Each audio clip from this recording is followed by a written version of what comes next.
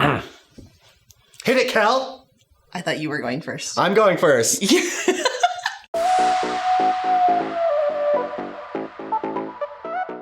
Hey guys, I am so excited for you to be joining us for our family Easter experience. By the way, my name is Jeff. I'm Kelly, and really, this family Easter experience is for everyone. We mean everyone. That's right. Family. Whenever Kelly says everyone, it actually really means everyone. So that means if you're a teenager, if you're a three-nager, if you're a college student, if you're mom, if you're dad, if you're aunt, uncle, grandma, grandpa, wherever you are at, if you are watching this, it's time for an all play. You're not gonna wanna miss out. The only way you will not have fun at the family Easter experience is by not participating. So if anyone in your family is missing, you're gonna hit pause on this video in a second and just go get them now. We're gonna give you a second. Go get everybody, gather around, go get them now because the Easter experience is starting in 3, 2, 1.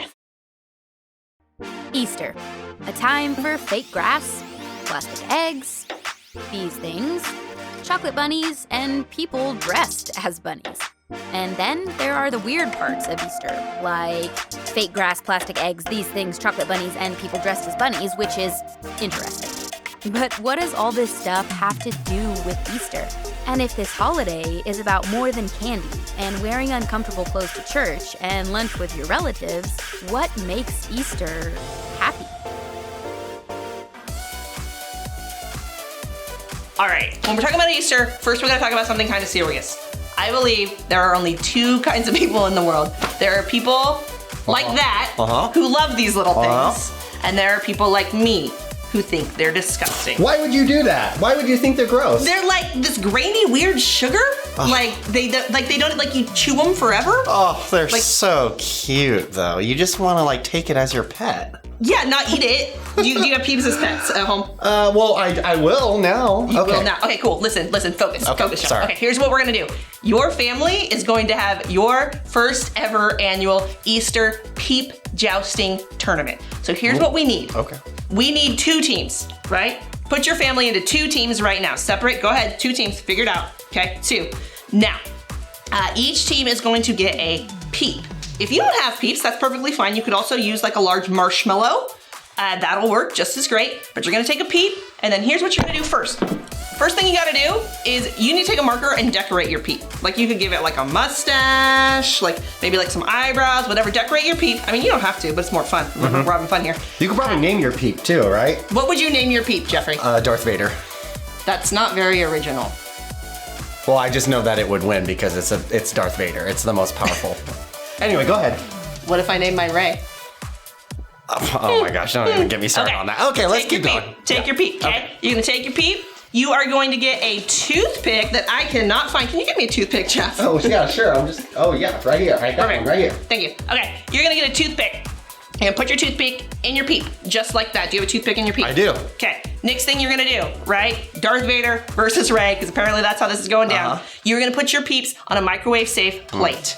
Together like this, okay? Then you're gonna set the microwave, there you go, perfect, good, well, no. There you go, just like so. Now, here's what you're gonna do. You're gonna set that microwave timer for 45 seconds. You're probably not gonna last the whole 45 seconds. This is kind of like a microwave popcorn situation. It never goes as long as they say. Here's the deal. Put it in the microwave for 45 seconds. Not 45 minutes. Valid. 45 seconds, and the first peep whose toothpick touches the other peep wins. So here's what you're gonna do. Gather around the microwave, set it for that 45 seconds that's not gonna go the whole time. Watch what happens. Go ahead and pause this video while you see what happens with your peep jousting. Ready, set, go.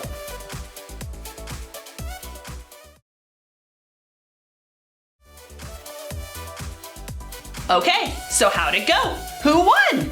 How'd it go, Jeff? I think it was pretty awesome. I didn't even know what to expect, but I think it looks like Darth Vader won over here. I mean, we all know how it goes. Darth Vader didn't win in the movie or here. Okay. But this is what happened to the peeps. Check this out. Oh my goodness. Yeah. And you were gonna eat that. You was right. Well, for our next game, you guys are gonna need socks. A lot of socks. And they're gonna need to max. Good luck with that. But it doesn't matter if they're dirty or if they're clean. Just get a bunch of socks, make sure they match, and we will be right back. So pause the video right now, go get your socks.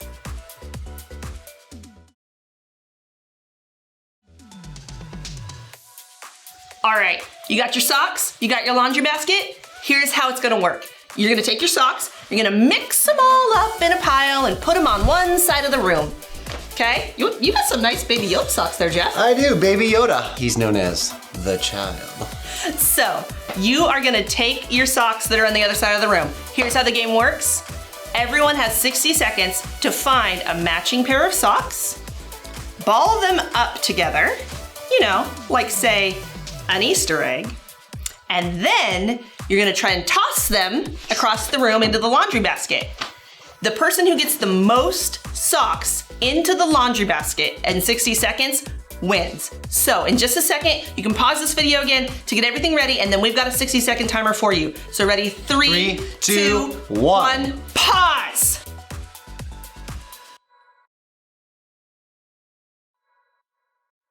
Okay, does everybody have their socks? Your room all set? This Easter throwdown is starting. Ready, set, go!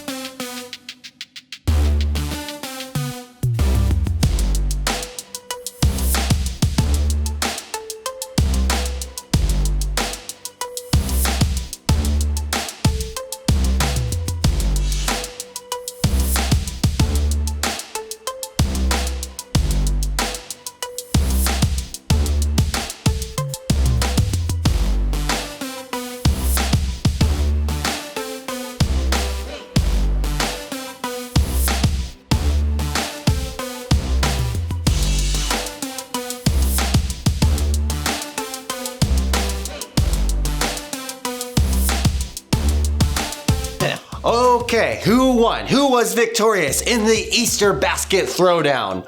Well, whoever was victorious, I think you should get a prize and maybe decide on that as a family. Yes, yes. And we are here celebrating Easter, right? And so today we want to talk about what makes Easter happy. But before we do that, we know that you have a lot of friends and family that you're not able to be with today. So before we go any further, we want your family to complete one of the challenges that you're about to see on the screen. So seriously, when those challenges come up, pick one and go do it right now.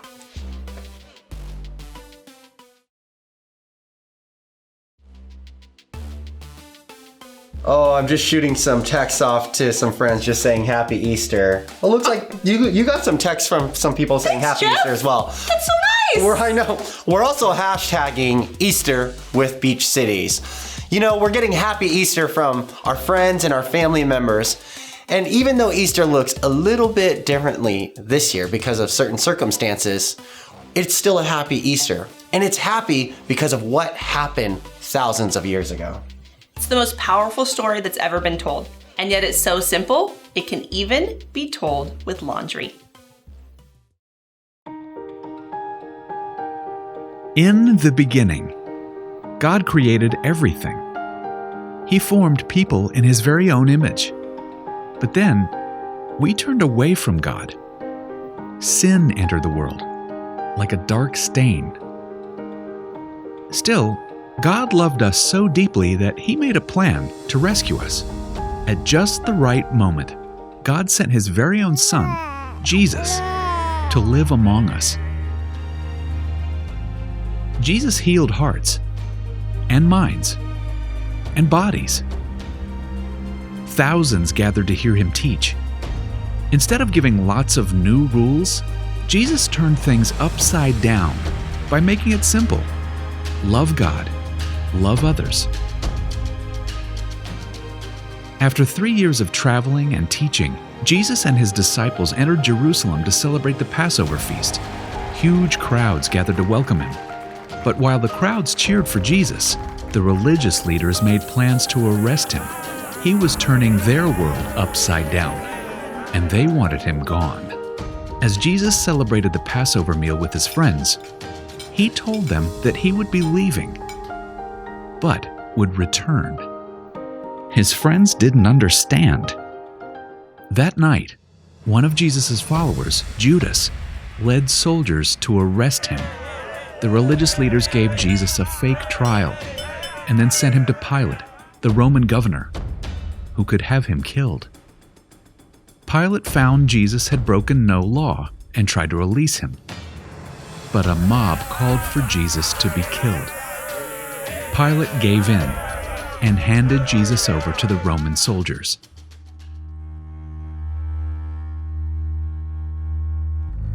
Jesus was forced to carry the heavy beams of his own wooden cross.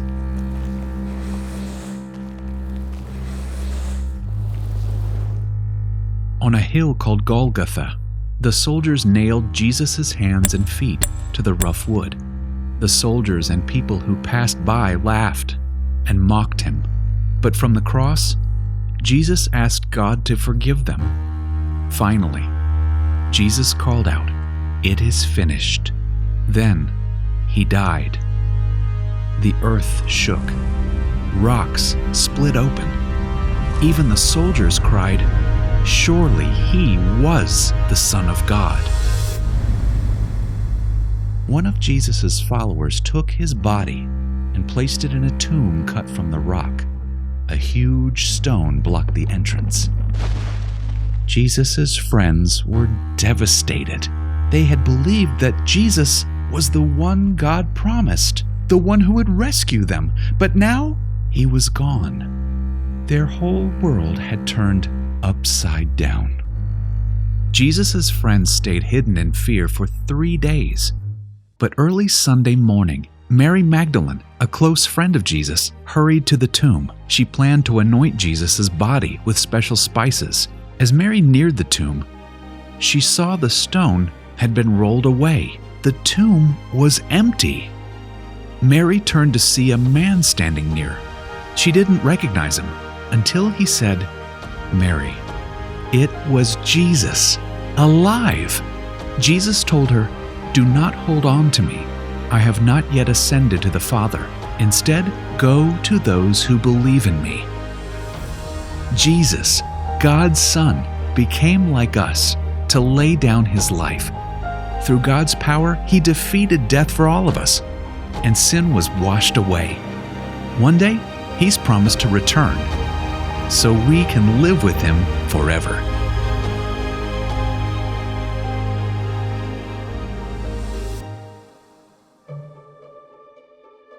You know, I hear that story every Easter, and it's still amazing to me. God sent Jesus because he is greater than anything we will encounter in our life that could bring us down. I know for sure that Jesus is greater than anything that could go wrong in my life. And I like to think about it this way. I can be brave because Jesus is alive. I can love others because Jesus is alive. I can even have hope because Jesus is alive. But what about you? What can you do because Jesus is alive? How would you fill in that blank in your family? I can because Jesus is alive. So in just a minute, we're going to ask you to pause the video again, and we want you to answer these questions that are on the screen. What can you do because Jesus is alive?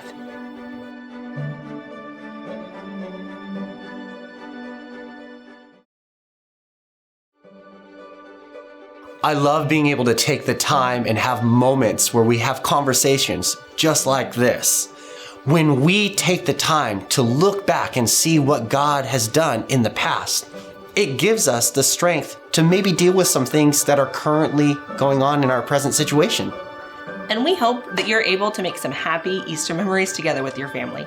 And so we have one last challenge for you. But first, you're going to need to figure out who is the technology expert in your family. Who is the very best with technology? Go ahead, figure that out.